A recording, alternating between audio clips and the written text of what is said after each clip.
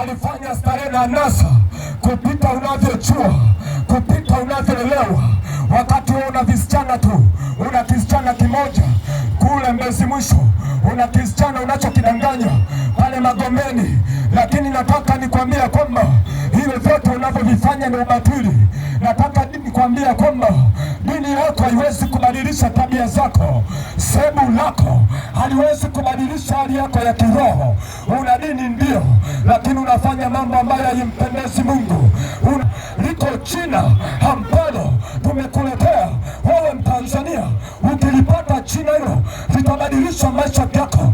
Ukilipata jina hilo, liko jina hilo la Yesu, litakuwa unaofanya kwa muda tu, hawezi kukupa matokeo, hawezi kukupa majibu. Mfungo hawezi kukupa matokeo, lakini liko jina la Yesu Kristo ambalo ukiliamini, ambalo ukilipokea, ambalo ukiliamini, ambalo